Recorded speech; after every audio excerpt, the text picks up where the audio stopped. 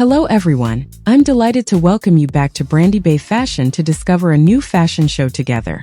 Today I invite you to dive into the Vivetta Fall Winter 2026 collection, presented during Milan Fashion Week. It's an interesting collection to observe because it marks an important moment in the evolution of the Italian house. Throughout this video, you will discover how Vivetta evolves its identity, while preserving that very distinctive blend of poetry, romance, and surrealism that has defined the brand since its beginnings.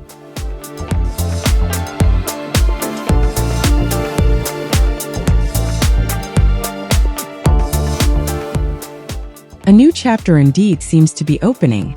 Since the departure of its founder Vivetta Ponti and the arrival of the Anselmi family as majority shareholders in 2022, the house appears to be entering a more mature phase. This Fall-Winter 2026 collection does not deny the spirit of Vivetta, but refines it with greater sophistication. The show also marks two important developments: the introduction of a menswear line and a more structured stylistic approach.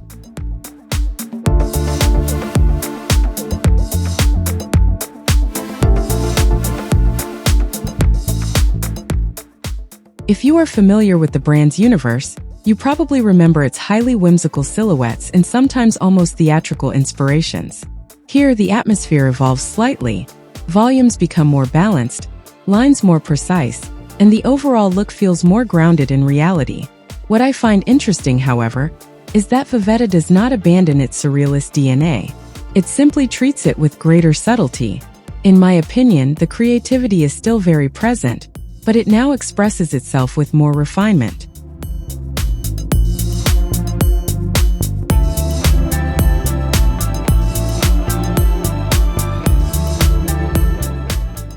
The inspiration for the collection draws notably from the world of Truman Capote's Swans and the refined elegance of high society balls. This reference can be felt in the evening silhouettes but also in the daytime looks, which display remarkable precision.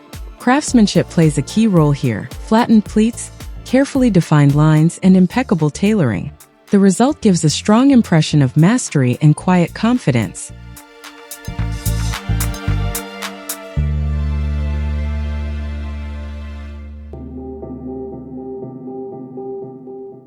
What I particularly appreciate in this collection are the playful details that punctuate the silhouettes. Some lapels, for example, are adorned with small silver pins shaped like a spoon, a fork, or a napkin. It's a discreet yet amusing nod to the rituals of formal dining. A cream mini dress is also decorated with rosettes that resemble cocktail napkins folded at the last minute. These touches of humor remain elegant and perfectly integrated. The house also revisits its iconic motifs. The surrealist profiles long associated with an artistic heritage reminiscent of Salvador Dali appear here in a more sculptural interpretation.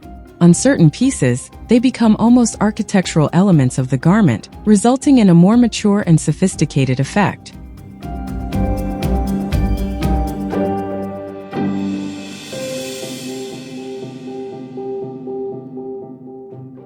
The evening silhouettes, meanwhile, develop a deeply romantic narrative.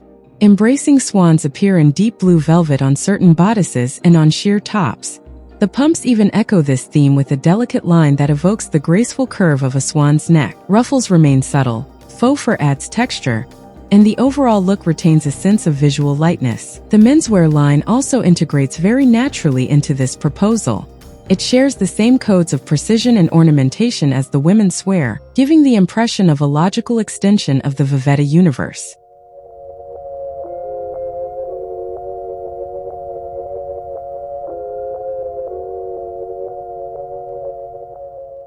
To conclude, I would say that the strength of this collection lies in its balance.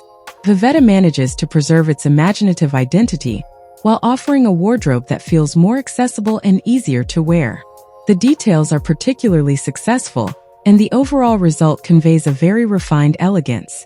However, some admirers of the brand's earlier, more eccentric style might perhaps miss a slightly more demonstrative sense of fantasy. Thank you very much for sharing this moment with me. Feel free to tell me in the comments what you think about this collection, and which looks impressed you the most. I wish you an excellent viewing of the rest of the show, and until then, take care and continue to stay inspired. See you very soon on Brandibay Fashion.